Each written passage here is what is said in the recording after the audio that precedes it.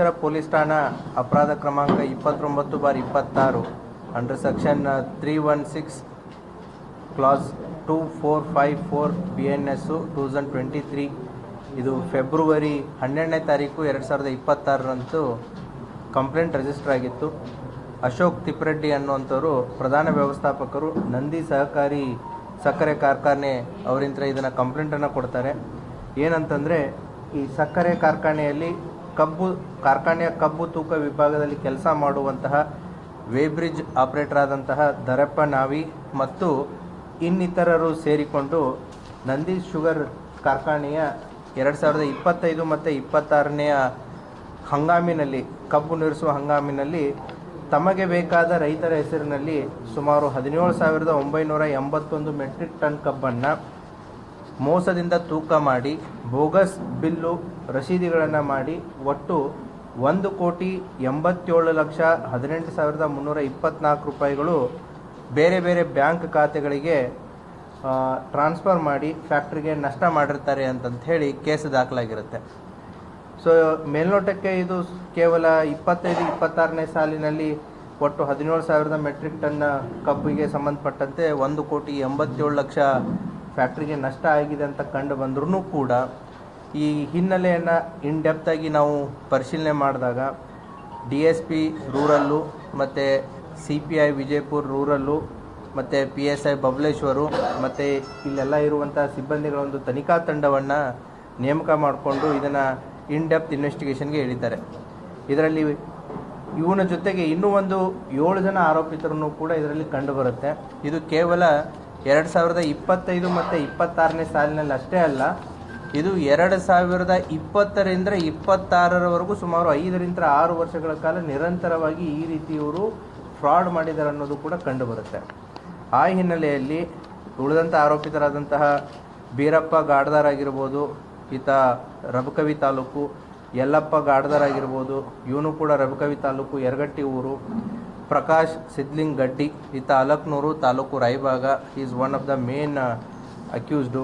ಪರಮಾನಂದ ಗಡ್ಡಿ, ಇವನು ಕೂಡ ಅಲಕ್ನೂರು ರಾಯಬಾಗ, ಮಹಾದೇವ್ ಕಾಂಬ್ಳೆ, ಈತನು ರಾಯಬಾಗ, ಬಾಳಪ್ಪ ಜೋಪಡೆ, ಈತನು ಕೂಡ ರಾಯಬಾಗ, ಪ್ರಭಾಕರ್ ಸಿಂಗ್ ಅನ್ನೋನು ಊಗಾರ, ಕಾಗವಾಡ ಪೊಲೀಸ್ ಸ್ಟೇಷನ್ ಲಿಮಿಟ್ಸಲ್ಲಿರುವಂಥ ಊಗಾರ್ ಶುಗರ್ ಫ್ಯಾಕ್ಟ್ರಿ ಏನಿದೆ ಅಲ್ಲಿ ಅವನು. ಇವರೆಲ್ಲ ಸೇರಿಕೊಂಡು ಈ ಪ್ರಕರಣವನ್ನು ಮಾಡಿದ್ರು ಅನ್ನೋದು ಕಂಡುಬರುತ್ತೆ. ಇವರ ಹಿನ್ನೆಲೆಯನ್ನು ಚೆಕ್ ಮಾಡಿದಾಗ ಇವರು ಇದೇ ರೀತಿ ಬೆಳಗಾವಿ ಮತ್ತು ಬಾಗಲಕೋಟೆ ಜಿಲ್ಲೆಯಲ್ಲಿರುವಂಥ ಶುಗರ್ ಫ್ಯಾಕ್ಟ್ರಿಗಳಲ್ಲಿನೂ ಕೂಡ ತೂಕದ ವಿಚಾರದಲ್ಲಿ ಮೋಸ ಮಾಡಿ ಅಲ್ಲಿ ಇದ್ದಂಥ ಶುಗರ್ ಫ್ಯಾಕ್ಟ್ರಿಗಳಿಗೂ ಕೂಡ ಲಾಸ್ ಮಾಡಿದ್ದಾರೆ. ಇದರಲ್ಲಿ ಕೆಲವೊಂದಿಷ್ಟು ಜನದ ಮೇಲೆ ಕಂಪ್ಲೇಂಟೂ ಆಗಿದೆ, FIRಗಳನ್ನು ಕೂಡ ಆಗಿದೆ. ಈಗೇನು ನಾವು ಪ್ರಮುಖ ಆರೋಪಿ ಇದ್ದಾನೆ ದರಪ್ಪ ನಾವಿ, ಈತನನ್ನು ನಾವು ವಿಚಾರಿಸಿದಾಗ ನಮಗೆ ಗೊತ್ತಾಗುತ್ತೆ ಇದರಲ್ಲಿ ಇನ್ನೊಬ್ಬ ಬೀರಪ್ಪ ಗಡ್ದಾರ್ ಅನ್ನುವಂಥವನು ಈ ದರಪ್ಪ ನಾವಿಕ್ಕಿಂತ ಮುಂಚೆ ಅಲ್ಲಿ ಕೆಲಸ ಮಾಡ್ತಾ ಇರ್ತಾನೆ. ಈ ಬೀರಪ್ಪ ಗಾಡ್ದಾರ್ ಇದೇ ರೀತಿ ರೈತರಿಗೆ ಏನು ಕಾರ್ಖಾನೆಯಲ್ಲಿ ಚಿಟ್ ಬಾಯ್ಸ್ ಅಂತ ಇರ್ತಾರೆ, ಫೀಲ್ಡ್ ಲೆವೆಲ್ದಲ್ಲಿ ಚಿಟ್ ಬಾಯ್ಸ್ಗಳು ಹೋಗಿಬಿಟ್ಟು ಅಲ್ಲಿ ರೈತರು GPS ಲೊಕೇಶನ್ಸ್ಗಳನ್ನು ಬೆಳೆದಂಥ ಬೆಳೆಗಳನ್ನು ಅವರು ಆ್ಯಪಲ್ಲಿ ಅಪ್ಲೋಡ್ ಮಾಡಿದಾಗ ಒಂದು ಕೋಡ್ ಜನ್ರೇಟ್ ಆಗುತ್ತೆ. ಆ ಕೋಡ್ ಮುಖಾಂತರ ಶುಗರ್ ಫ್ಯಾಕ್ಟ್ರಿಗೆ ಮಾಹಿತಿ ಹೋಗುತ್ತೆ, ಇಂಥ ರೈತ ಶುಗರ್ ಬೆಳೆದಿದ್ದಾನೆ, ಮುಂದೆ ಈ ಶುಗರ್ ಬೆಳೆದ ಮೇಲೆ ಇದು ಫ್ಯಾಕ್ಟ್ರಿಗೆ ಬರುತ್ತೆ ಅನ್ನೋ ಒಂದು ಪ್ರಕ್ರಿಯೆ. ಇವರು ಈ ಫೇಕ್ ಕೋಡ್ಗಳನ್ನೇ ಜನ್ರೇಟ್ ಮಾಡ್ತಾರೆ. ಯಾವ ರೀತಿ ಅಂತಂತಂದರೆ ಫೀಲ್ಡ್ ಲೆವೆಲ್ದಲ್ಲಿ ಹೋಗೋದು, ಅಲ್ಲಿ ರೈತ ಬೆಳೆದಿರಲ್ಲ, ಬೆಳೆದಿದ್ದಾನೆ ಅಂತಂತೇಳಿ ಕೋಡನ್ನು ಜನ್ರೇಟ್ ಮಾಡೋದು. ಸೊ ಜನ್ರೇಟ್ ಮಾಡಿದಾದಮೇಲೆ ಈ ತೂಕ ಮತ್ತು ಬಿಲ್ ಜನ್ರೇಟ್ ಮಾಡೋ ಟೈಮಲ್ಲಿ ಇವರೇನು ಈಗ ಆರೋಪಿಗಳಿದ್ದಾರೆ ಆ ಶಿಫ್ಟಲ್ಲಿ ಅವರೇ ಇರ್ತಾರೆ. ಆ ಸಂದರ್ಭದಲ್ಲಿ ಅಲ್ಲಿ for example 10 metric ton sugar ಬಂದಿದ್ದಿಲ್ಲ ಅಂದ್ರೂ ಬಂದಿದೆ ಅಂತಂತೇಳಿ ಬಿಲ್ ಜನ್ರೇಟ್ ಮಾಡಿದಾಗ ಅದು ಫ್ಯಾಕ್ಟ್ರಿ ಲೆಕ್ಕಕ್ಕೆ 10 ಮೆಟ್ರಿಕ್ ಟನ್ ಶುಗರು ಬೆಳೆದಂಗೆ ಆಗುತ್ತೆ, ಬಿಲ್ ಬಂದು ಬಿದ್ದಂಗೆ ಆಗುತ್ತೆ, ಬಿಲ್ ಜನ್ರೇಟ್ ಆಗುತ್ತೆ. ಇನ್ ರಿಯಾಲಿಟಿಯಲ್ಲಿ ಶುಗರೇ ಬಂದಿರಲ್ಲ. ಹಾಗಾಗಿ ಈ ರೀತಿ ಇವರು ಯಾವಾಗ ಇವರು ಶಿಫ್ಟ್ ಇತ್ತು, ಯಾವಾಗ ಟೈಮಿಂಗ್ ಇತ್ತು, ಸುಮಾರು 93 ಜನರ ಹೆಸರಲ್ಲಿ ಸುಮಾರು 93 ಬ್ಯಾಂಕ್ ಅಕೌಂಟ್ಗಳ ಹೆಸರಲ್ಲಿ 2020ರಿಂದ 26ರವರೆಗೆ ಒಟ್ಟು 34,490 ಮೆಟ್ರಿಕ್ ಟನ್ ಏನಿದೆ ಇದು ಫೇಕ್ ಕಬ್ಬು ಬಂದೇ ಇಲ್ಲ. ಇಷ್ಟೊಂದು ಕಬ್ಬು ಬಂದಿದೆ ಅಂತಂತ ಹೇಳಿ ಅದಕ್ಕೆ ಕಬ್ಬಿಗೆ ಬರೀ ಕಬ್ಬಿನ ಬಿಲ್ ಅಷ್ಟೇ ಇರಲ್ಲ, ಅದಕ್ಕೆ ಕಬ್ಬು ನೂರಿಸ್ಬೇಕಾದ್ರೆ ಅಡ್ವಾನ್ಸ್ ಆಗಿ ಕೊಡ್ತಾರೆ, ಕಟಾವಿಗೆ ಅಡ್ವಾನ್ಸ್ ಆಗಿ ಕೊಡ್ತಾರೆ, ಟ್ರಾನ್ಸ್ಪೋರ್ಟಿಗೆ ಅಡ್ವಾನ್ಸ್ ಆಗಿ ಕೊಡ್ತಾರೆ. ಅದಕ್ಕೆಲ್ಲ ಸೇರಿ ಒಟ್ಟು 91 ಬ್ಯಾಂಕ್ ಖಾತೆಗಳಿಗೆ 12,37,27,424 ರೂಪಾಯಿಗಳನ್ನು ಫ್ಯಾಕ್ಟ್ರಿಗೆ ನಷ್ಟ ಮಾಡಿ ಇವರು ಏನು ಬೇರೆ ಬೇರೆ ಅಕೌಂಟ್ಗಳಿಗೆ ಟ್ರಾನ್ಸ್ಫರ್ ಮಾಡಿರ್ತಾರೆ. ಈ ಹಿನ್ನೆಲೆಯಲ್ಲಿ ಈ ಪ್ರಕರಣವನ್ನು ಕೈಗೊಂಡಾಗ ಈಗಾಗಲೇ 10,50,83,000 ರೂಪಾಯಿಯನ್ನು ಮಾನ್ಯ ನ್ಯಾಯಾಲಯದ ಆರ್ಡರನ್ನು ತೆಗೆದುಕೊಂಡು ಈಗಾಗಲೇ ಶುಗರ್ ಫ್ಯಾಕ್ಟ್ರಿಗೆ ವಾಪಸ್ಸು ಕೊಡಲಾಗಿದೆ. ಅದರ ಜೊತೆಗೆ ಸುಮಾರು 82,07,569 ರೂಪಾಯಿನ ಫ್ರೀಸ್ ಮಾಡಲಾಗಿದೆ. ಒಟ್ಟು 11,32,07,569 ರೂಪಾಯಿ, ನಿಯರ್ಲಿ 93% ಆಫ್ ರಿಕವರಿ ಈ ಪ್ರಕರಣದ ತನಿಖೆಯಲ್ಲಿ ನಮ್ಮ ಪೊಲೀಸ್ನವ್ರು ಮಾಡಿಬಿಟ್ಟು ನಂದಿ ಸಹಕಾರ ಶುಗರ್ ಫ್ಯಾಕ್ಟ್ರಿ ಏನಿದೆ ಅದಕ್ಕೆ ಕಳೆದ 5-6 ವರ್ಷದಿಂದ ಆದಂಥ ಮೋಸದ ದುಡ್ಡು ವಾಪಸ್ಸು ಅವರಿಗೆ ಬಂದಿದೆ. ಈ ಹಿನ್ನೆಲೆಯಲ್ಲಿ ಪ್ರಕರಣದ ತನಿಖೆಯನ್ನು ಕೈಗೊಂಡಂತಹ CPI ರಮೇಶ್ ಅವಜಿ ಮತ್ತು PSI ಬಬಲೇಶ್ವರ್ ಬಸವನಗೌಡ ಮತ್ತು ಅವರೆಲ್ಲ ತನಿಖಾ ತಂಡ ಮತ್ತು ಇದರ ಮಾರ್ಗದರ್ಶನವನ್ನು ಮಾಡಿದಂಥ ನಮ್ಮ DSP ಮತ್ತು ಅಡಿಷನಲ್ SP ರಾಮನಗೌಡ ಹಟ್ಟಿಯವರು ಈ ವಿಶೇಷ ತಂಡವನ್ನು ಮಾಡಿಬಿಟ್ಟು ಕೇವಲ 3-4 ತಿಂಗಳಲ್ಲಿ ಈ ಪ್ರಕರಣವನ್ನು ಇನ್ಡೆಪ್ತಾಗಿ ತನಿಖೆ ಮಾಡಿ ಸುಮಾರು 11,32,00,000 ವಾಪಸ್ಸು ಶುಗರ್ ಫ್ಯಾಕ್ಟ್ರಿಗೆ ಬರುವಂಗೆ ಮಾಡಿದ್ದಾರೆ. ಈ 8 ಜನ ಆರೋಪಿತರನ್ನು ಕೂಡ ಕಾನೂನು ಪ್ರಕ್ರಿಯೆಯನ್ನು ಮಾಡಿದ್ದಾರೆ. ಅವರ ಸ್ವಲ್ಪ ಹಿನ್ನೆಲೆಯನ್ನು ನಾನು ನಿಮಗೆ ಕೊಡ್ತಾ ಹೋಗ್ತೀನಿ. ಈ ದರಪ್ಪ ನಾವಿ ಏನು ಅಕ್ಯೂಸ್ ನಂಬರ್ 1 ಇದ್ದಾನೆ, ಈತ ಮುಂಚೆ ದಿನಗೂಲಿ ಕೆಲಸ ಅಲ್ಲಿ ಮಾಡ್ತಿದ್ದ ಫ್ಯಾಕ್ಟ್ರಿಯಲ್ಲಿ. ತದನಂತರ ಟೋಕನ್ ನೀಡುವ ಕೆಲಸವನ್ನು ಸ್ಟಾರ್ಟ್ ಮಾಡ್ತಾನೆ. ಈಗೇನು A2 ಆರೋಪಿ ಇದ್ದಾನೆ, ನಿಮಗೆ A2 ಆರೋಪಿ ಡೀಟೇಲ್ಸ್ ಕೊಡುತ್ತೆ. ಬೀರಪ್ಪ ಗಡದಾರ್ ಅನ್ನೋನು ಇವನ್ಕಿಂತ ಮುಂಚೆ ಅಲ್ಲಿ ಕೆಲಸ ಮಾಡ್ತಾ ಇರ್ತಾನೆ. 2020ರಿಂದ 2024ವರೆಗೂ ಕೂಡ A2 ಆರೋಪಿಯಾದಂಥ ಬೀರಪ್ಪ ಗಡದಾರ್ ಇಲ್ಲಿ ಕೆಲಸ ಮಾಡ್ತಿರ್ಬೇಕಾದ್ರೆ ಬೀರಪ್ಪ ಹಿಂಗೆ ಮಾಡ್ತಾನೆ ಅಂತಂತೇಳಿ ಯಾರಿಗೆ ಈ ದರಪ್ಪ ನಾವಿಗೆ ಗೊತ್ತಾಗಿ ಇಬ್ಬರು ಕೂಡ ಅಂಡರ್ಸ್ಟ್ಯಾಂಡಿಂಗ್ ಮೇಲೆ ಇದನ್ನು ವರ್ಕನ್ನು ಕಂಟಿನ್ಯೂ ಮಾಡ್ತಾರೆ. ಹೀಗೆ ದರಪ್ಪ ಏನು ಮಾಡ್ತಾನೆ, ಒಟ್ಟು 3 ಜನರ ಹೆಸರಲ್ಲಿ ಈ ರೀತಿ ಬಿಲ್ಗಳನ್ನು ಕ್ರಿಯೇಟ್ ಮಾಡಿ ಅಕೌಂಟ್ಗಳನ್ನ ಕ್ರಿಯೇಟ್ ಮಾಡಿ ಸುಮಾರು 47,72,506 ರೂಪಾಯಿ ಏನು ಇವನ ಇದಕ್ಕೆ ತೊಗೊಂಡಿರ್ತಾನೆ. ಅದೇ ರೀತಿ ಎರಡನೇ ಆರೋಪಿ ಆದಂಥ ಬೀರಪ್ಪ ಗಾಡದಾರ್, ಈತ ಎಕ್ಸ್ಪರ್ಟ್ ಆಗಿರ್ತಾನೆ. 2020ರಿಂದ 2024 ಎಕ್ಸ್ಪರ್ಟ್ ಆಗಿ 2024ರಲ್ಲಿ ಬಿಡ್ತಾನೆ. ಈತ ಮೂಲತಃ ರಬಕವಿಯವನು. ಈತ ದರಪ್ಪ ನಾವಿ ಜೊತೆಗೆ ಮತ್ತು ಇವನಿಗೆ ಜೊತೆಗೆ ಸೇರಿಬಿಟ್ಟು ಯಾರು ಬೀರಪ್ಪ ಗಾಡದಾರು ಮತ್ತು ದರಪ್ಪ ನಾವಿ ಸೇರಿಬಿಟ್ಟು ಒಟ್ಟು 18 ಜನರ ಹೆಸರಿನಲ್ಲಿ ಈ ರೀತಿ ತೂಕದ್ದು ಆಗಿರ್ಬೋದು ಬಿಲ್ಗಳನ್ನು ಕ್ರಿಯೇಟ್ ಮಾಡಿರ್ತಾನೆ. ಮತ್ತು ಉಳಿದವ್ರಿಗೂ ಕೂಡ ಆರೋಪಿಗಳ ಜೊತೆಗೆ ಕೈ ಜೋಡಿಸಿ ಈ ಹಣದ ವ್ಯವಹಾರವನ್ನು ಅದರಲ್ಲಿ ಕಮಿಷನ್ ರೂಪದಲ್ಲಿಯೂ ಕೂಡ ಪಡೆದಿರ್ತಾನೆ. 3ನೇ ಆರೋಪಿಯಾದಂತಹ ಯಲ್ಲಪ್ಪ ಗಾಡದಾರ್ ಈ ಎರಡನೇ ಆರೋಪಿ ಇದ್ದಾನೆ. 2ನೇ ಆರೋಪಿಯ ಅಣ್ಣ ಈತ ಕಾಗವಾಡ ಪೊಲೀಸ್ ಠಾಣೆಯಲ್ಲಿ ಈತನ ಮೇಲೆ ಈಗಾಗಲೇ ಪ್ರಕರಣ ದಾಖಲಾಗಿದೆ. ಹಳೆ MOB ಅವನು ಇಂಥ ವಿಚಾರಗಳಲ್ಲಿ. ಈತ ಏನು ಮಾಡಿರ್ತಾನೆ ಅಂತಂತಂದರೆ ಈ ಬಾಗಲಕೋಟು ಬೆಳಗಾಮಲ್ಲಿ ಈ ರೀತಿಯಾಗಿ ಇವರೆಲ್ಲ ಐಡೆಂಟಿಫೈ ಆಗಿರ್ತಾರೆ, ಸಿಕ್ಕಾಕೊಂಡು ಬಿದ್ದಿರ್ತಾರೆ. ಬಿಜಾಪುರ ಜಿಲ್ಲೆಯಲ್ಲಿ ಇದನ್ನು ಮಾಡಿದರೆ ಗೊತ್ತಾಗಲ್ಲ ಅಂತೇಳಿ ನಂದಿ ಶುಗರ್ ಫ್ಯಾಕ್ಟ್ರಿಯಲ್ಲಿ ಈ ಬೀರಪ್ಪ ಗಾಡದಾರನ್ನು ಸೇರಿಸಿರ್ತಾನೆ ಟ್ರೈನಿಂಗ್ ಕೊಟ್ಟು. ಅಂದರೆ ವೇ ಬ್ರಿಡ್ಜ್ ಆಪರೇಟರ್ ತರಬೇತಿಯನ್ನು ಪಡೆದು ಅಲ್ಲಿ ಸೇರಿಸಿರ್ತಾನೆ. ಸೇರಿಸಿದಾದ್ಮೇಲೆ ಇದನ್ನು ಪ್ರೊಸೆಸನ್ನು ಕಂಟಿನ್ಯೂ ಮಾಡ್ತಾರೆ. ಅದೇ ರೀತಿ ಮುಂದೆ ಬರುವಂಥ ದರಪ್ಪ ನಾವಿನ 2024ರಲ್ಲಿ ಬಿಟ್ಟರೂ ಕೂಡ ದರಪ್ಪ ನಾವಿನ ಜೊತೆಗೆ ಸೇಮ್ ಅಂಡರ್ಸ್ಟ್ಯಾಂಡಿಂಗ್ ಇಟ್ಟುಕೊಂಡು ಈ ಪ್ರೊಸೆಸನ್ನು ಕಂಟಿನ್ಯೂ ಮಾಡ್ತಾರೆ. ಒಟ್ಟು ಈತನ ಕಡೆಯಿಂದ 3ನೇ ಆರೋಪಿಯಿಂದ ಒಟ್ಟು 2,19,00,000 ರೂಪಾಯಿ ಹಣವನ್ನು ವಾಪಸ್ ತೊಗೊಂಡಿದ್ದಾರೆ. ಮೇನ್ ಇಂಪಾರ್ಟೆಂಟ್ ಆರೋಪಿ ಇದರಲ್ಲಿ ಪ್ರಕಾಶ್ ಸಿದ್ಲಿಂಗ್ ಗಡ್ಡಿ, ಈತ ಅಲಕ್ನೂರು ರಾಯಬಾಗ್ದವನು. ಈತನ ಮೇಲೆ ಉಗಾರ್ ಶುಗರ್ ಫ್ಯಾಕ್ಟ್ರಿಗೂ ಕೂಡ ಇದೇ ರೀತಿ ಮೋಸ ಮಾಡಿದ್ದಾನೆ. ಹಾರೋಗೇರಿ ಪೊಲೀಸ್ ಠಾಣೆಯಲ್ಲಿ ಪ್ರಕರಣ ದಾಖಲಾಗಿದೆ. ಅದೇ ರೀತಿ ಜಮಖಂಡಿ ರೂರಲ್ ಪೊಲೀಸ್ ಠಾಣೆಯಲ್ಲೂ ಕೂಡ ಪ್ರಭುಲಿಂಗೇಶ್ವರ ಸಕ್ಕರೆ ಕಾರ್ಖಾನೆಯಲ್ಲೂ ಕೂಡ ಈ ರೀತಿ ಮಾಡಿದ್ದು ಕೂಡ ಬೆಳಕಿಗೆ ಕಂಡು ಬಂದಿದೆ. ಈತ ಈ A1, A2, A3 ಆರೋಪಿಗಳ ಜೊತೆಗೆ ಸೇರಿಬಿಟ್ಟು ಒಟ್ಟು 27 ಜನರ ಹೆಸರಿನಲ್ಲಿ ಈ ಕಬ್ಬು ಫೇಕ್ ಜನರೇಟ್ ಬಿಲ್ಗಳನ್ನು ಮಾಡಿ ಸುಮಾರು 6,61,97,634 ರೂಪಾಯಿನ ಪಡೆದಿರ್ತಾನೆ. ಅದು ಕೂಡ ವಾಪಸ್ಸು ನಮ್ಮ ಪೊಲೀಸ್ನವರು ರಿಕವರಿ ಮಾಡಿದ್ದಾರೆ. ಈತನ ತಮ್ಮನಾದಂಥ ಪರಮಾನಂದ ಗಡ್ಡಿ 4ನೇ ಆರೋಪಿ ಏನಿದ್ದಾನೆ ಸಿದ್ಲಿಂಗ್ ಗಡ್ಡಿಯ ತಮ್ಮ ಪರಮಾನಂದ ಗಡ್ಡಿನೂ ಕೂಡ ಇವ್ರ ಜೊತೆ ಇನ್ವಾಲ್ವ್ ಆಗಿರ್ತಾನೆ. ಇವನು ಅಣ್ಣ ತಮ್ಮ ಸೇರಿಬಿಟ್ಟಿನೇ ಇಷ್ಟೊಂದು ದುಡ್ಡನ್ನು ಇದನ್ನು ಮಾಡಿರ್ತಾರೆ. ಅದನ್ನು ಕೂಡ ರಿಕವರಿ ಮಾಡಲಾಗಿದೆ. ಅದೇ ರೀತಿ ಇನ್ನೊಬ್ಬ ಆರೋಪಿ ಮಹಾದೇವ್ ಕಾಂಬ್ಳೆ ಅನ್ನೋನು, ಈತನೂ ಕೂಡ ರಾಯಬಾಗ್ ತಾಲೂಕ್ದವನು.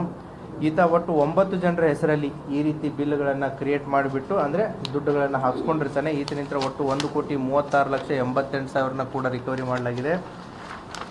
ಅದೇ ರೀತಿ ಬಾಳಪ್ಪ ಪಾಂಡು ಬೋಪಡೆ, ಈತನೂ ಕೂಡ ರಾಯಬಾಗ್ ತಾಲೂಕು ಅಲಕ್ನೂರ್ದವನು. ಈತನೂ ಕೂಡ ಇವರೆಲ್ಲ ಜನರ ಜೊತೆಗೆ ಶಾಮೀಲಾಗಿ ಒಟ್ಟು 12 ಜನರ ಹೆಸರಿನಲ್ಲಿ ಬಿಲ್ ಮಾಡಿಸಿ ಸುಮಾರು 2,56,996 ರೂಪಾಯಿಯನ್ನು ಪಡ್ಕೊಂಡಿರ್ತಾನೆ. ಇನ್ನೊಬ್ಬ ಪ್ರಭಾಕರ್ ಸಿಂಗೆ ಅನ್ನೋನು ಕೂಡ ಈತ ಊಗಾರದವನು, ರಾಯಬಾಗ್ ತಾಲೂಕು. ಈತ 2019ರಿಂದ 21ರಲ್ಲಿ ಊಗಾರ್ ಕಾರ್ಖಾನೆಯಲ್ಲಿ ರೈತರ ಜಮೀನಿಗೆ ಹೋಗಿ ಕಬ್ಬು ಬೆಳೆಯನ್ನು ನೋಡಿ ಕಬ್ಬು ಕಳಿಸುವ ಕೆಲಸ ಮಾಡಿರ್ತಾನೆ. ಈತನು ಕೂಡ ಒಬ್ಬ ಚಿಟ್ಟಬಾಯ್ ಥರ ಫೀಲ್ಡ್ ಆಫೀಸರ್ ಥರ ಕೆಲಸ ಮಾಡಿದಂಥ ಅನುಭವ ಇದ್ದವನು.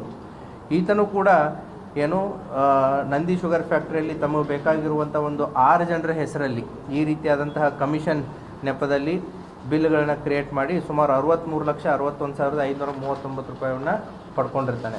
ಇದೊಂದು ವ್ಯವಸ್ಥಿತವಾಗಿ ಈ ಪ್ರೆಸ್ ಮೀಟ್ನ ಉದ್ದೇಶ ಏನು ಅಂತಂದರೆ ಯಾವ ರೀತಿ ಏನು ಈ ತೂಕದ ಹೆಸರಿನಲ್ಲಿ ಮತ್ತು ಫೀಲ್ಡ್ ಲೆವೆಲ್ ಇದೆಲ್ಲಿಂದ ಸ್ಟಾರ್ಟ್ ಆಗುತ್ತೆ ಅಂತಂದರೆ ಚಿಟ್ ಬಾಯ್ ಫೀಲ್ಡ್ ಆಫೀಸರ್ಸ್ ಏನಿರ್ತಾರೆ ಅವ್ರು ಆ್ಯಕ್ಚುಲಿ ಶುಗರ್ ಫ್ಯಾಕ್ಟ್ರಿ ಏರಿಯಾದಲ್ಲಿ ಯಾರ್ಯಾರು ರೈತರು ಎಷ್ಟೆಷ್ಟು ಕಬ್ಬು ಬೆಳೆದಿದ್ದಾರೆ, ಎಷ್ಟು ಏರಿಯಾ ಬರುತ್ತೆ, ಅಂದಾಜು ಎಷ್ಟು ಕಬ್ಬು ಈ ಸಾರಿ ನಮ್ಮ ಫ್ಯಾಕ್ಟ್ರಿಗೆ ಬರುತ್ತೆ, ಎಷ್ಟು ಏನು ಕಬ್ಬು ನುರಿಸೋದಾಗುತ್ತೆ ಅನ್ನುವಂಥ ಒಂದು ಇದರಲ್ಲಿ ರೈತರು ಎಲ್ಲೆಲ್ಲಿ ಬೆಳೆದಿದ್ದಾರೆ, ಯಾಕಂದರೆ ನಾಳೆ ಕಟ್ ಮಾಡೋ ಗ್ಯಾಂಗ್ಸ್ಗಳು ಬರ್ತಿರ್ತವೆ, ಟ್ರಾನ್ಸ್ಪೋರ್ಟೇಷನ್ಸ್ ಬರ್ತಾ ಇರುತ್ತೆ, ಇವೆಲ್ಲ ವಿಚಾರಗಳಲ್ಲಿ ಆ್ಯಪ್ಗಳನ್ನು ಕ್ರಿಯೇಟ್ ಮಾಡಿರ್ತಾರೆ. ಎಂದು ಅವರು ಬೆಳೆ ಹಾಕಿದರು, ಎಂದು ಅದು ಕಟಾವಿಗೆ ಬರುತ್ತೆ, 12 ತಿಂಗಳಾಯಿತು, 11 ತಿಂಗಳಾಯಿತು, 13 ತಿಂಗಳಾಯಿತು, ಆ ಕಟಾವಿಗೆ ಬಂದಂಗೆಲ್ಲ ಈ ಗ್ಯಾಂಗ್ಸ್ಗಳನ್ನ ಕಳಿಸಿ ಕಟಾವು ಮಾಡುವಂಥದ್ದು ವ್ಯವಸ್ಥೆ ಇರುತ್ತೆ.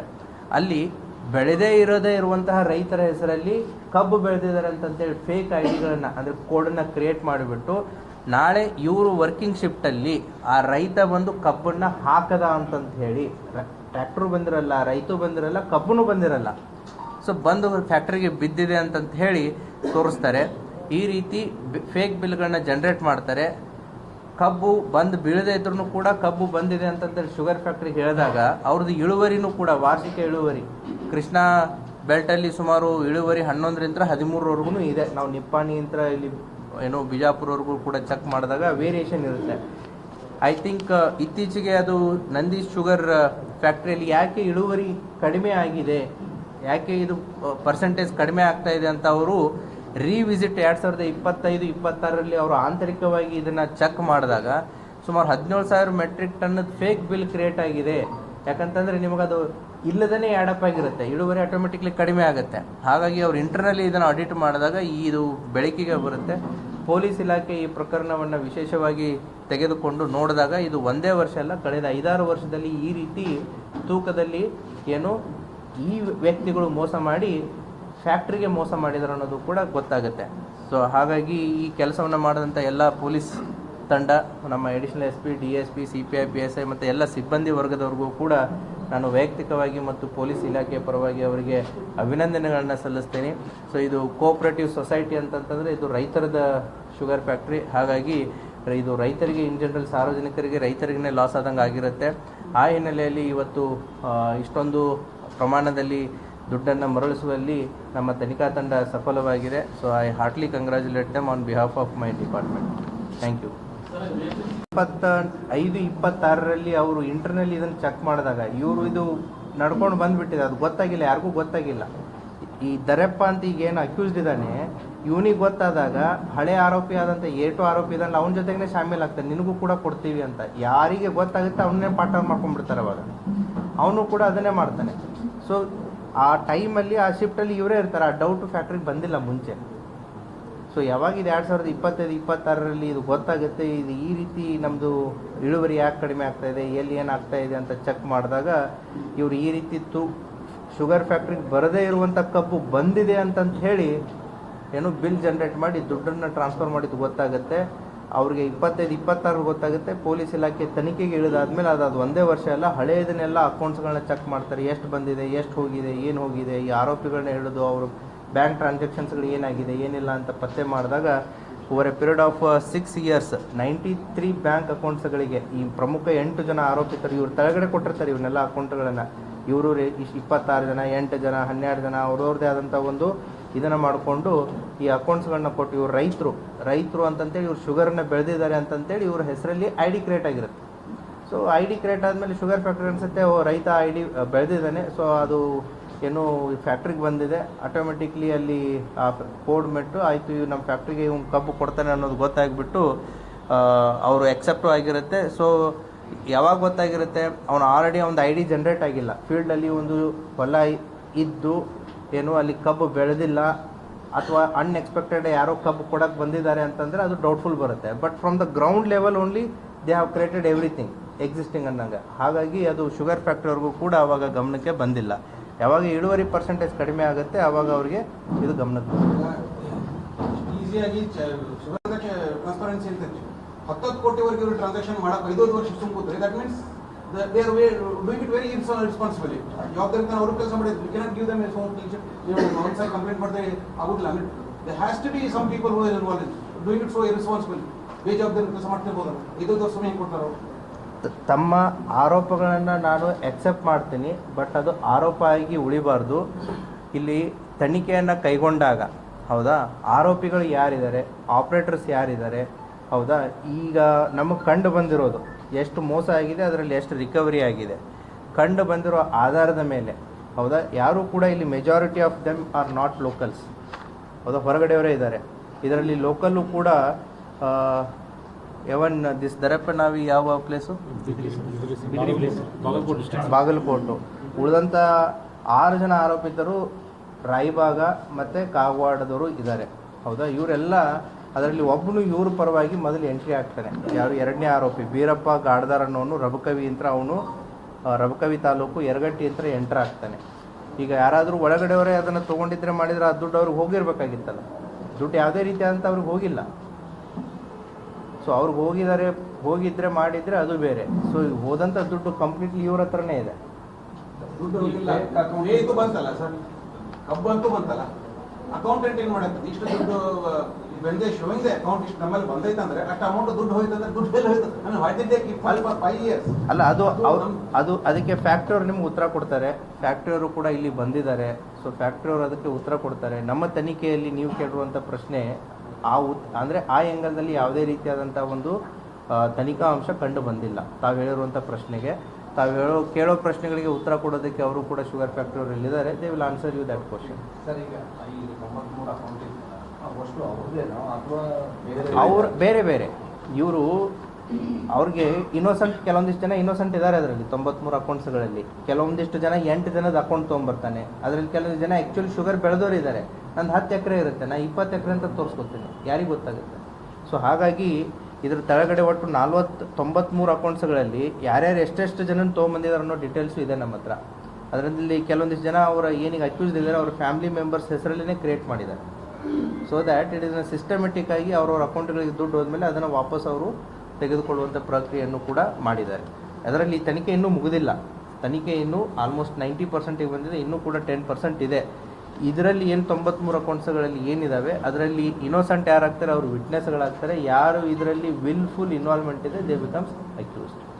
Still the matter is under investigation, but nearly 93% recovery is done. The remaining 7% ಇದೆ, that will be done in over period of time.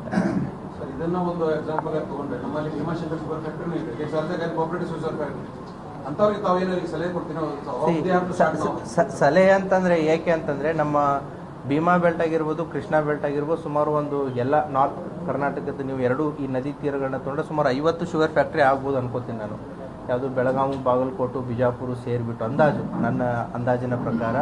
So ಈ ರೀತಿ ಆಗುವಂಥ ಸಾಧ್ಯತೆಗಳನ್ನು ಅಲ್ಲಿಗಳೆಯೋಕ್ಕಾಗಲ್ಲ. ಈ ಪತ್ರಿಕಾ ಮಾಧ್ಯಮದ ಮುಖಾಂತರ ಏನು ಅಂತಂತಂದರೆ ಇದು ಉಳಿದಂಥ ಶುಗರ್ ಫ್ಯಾಕ್ಟ್ರಿಗಳಿಗೂ ಕೂಡ ಈ ರೀತಿ ಆಗಿರಬಹುದು, ಅದನ್ನು ಆಗುವಂಥ ಸಾಧ್ಯತೆಗಳನ್ನು ಇರ್ತವೆ. ಅದರ ಬಗ್ಗೆ ತಾವು ಗಮನ ಕೊಡಿ, ಲಕ್ಷ್ಯ ಕೊಡಿ. Revisit your entire procedural aspect, ಅದಕ್ಕೆ ಚೆಕ್ಸ್ ಆ್ಯಂಡ್ ಬ್ಯಾಲೆನ್ಸಸ್ ಏನೇನು ಬೇಕಾಗುತ್ತೆ ಅದನ್ನು ಇಂಟರ್ನಲ್ಲಿ ಸಿಸ್ಟಮೆಟಿಕ್ ಆಗಲಿ ಅವರು ಅಡಾಪ್ಟ್ ಮಾಡ್ಕೋಬೇಕಾಗತ್ತೆ. ಈ ಪತ್ರಿಕಾ ಮಾಧ್ಯಮದ ಉದ್ದೇಶ ಏನು ಅಂದರೆ ಈ ರೀತಿಯಾದಂಥ ಘಟನೆಗಳು ಮತ್ತೆ ಬೇರೆ ಕಡೆ ಆಗಬಾರ್ದು ಅನ್ನುವಂಥ ಉದ್ದೇಶದಿಂದ ಅವರ ಮಾಡಸ್ ಅಪ್ರೆಂಡಿಯನ್ನು ಕೂಡ ತಮ್ಮ ಗಮನಕ್ಕೆ ತಂದಿದ್ದೀವಿ. ಸರ್, ಟಫ್ ಚಾರ್ಜಸ್ ಆಗಬೇಕು, ಯಾಕಂದ್ರೆ ಬೇಲ್ ಹೊರಗೆ ಬರ್ತಾರೆ ಮತ್ತೆ ಅದು ಬೇರೆ ಫ್ಯಾಕ್ಟರಿ ಹಿಡಿತಾರೆ. ನಮ್ಮ ಭಾರತೀಯ the land of the law. So ಅದರ ಆಧಾರದ ಅಡಿಯಲ್ಲಿ ಎಷ್ಟು ಕಠಿಣ ಕ್ರಮ ತೆಗೆದುಕೊಳ್ಳೋಕ್ಕಾಗುತ್ತೆ ಅಷ್ಟೊಂದು ಕಠಿಣ ಕ್ರಮವನ್ನು ನಾವು ತಗೋತೀವಿ. Thank you.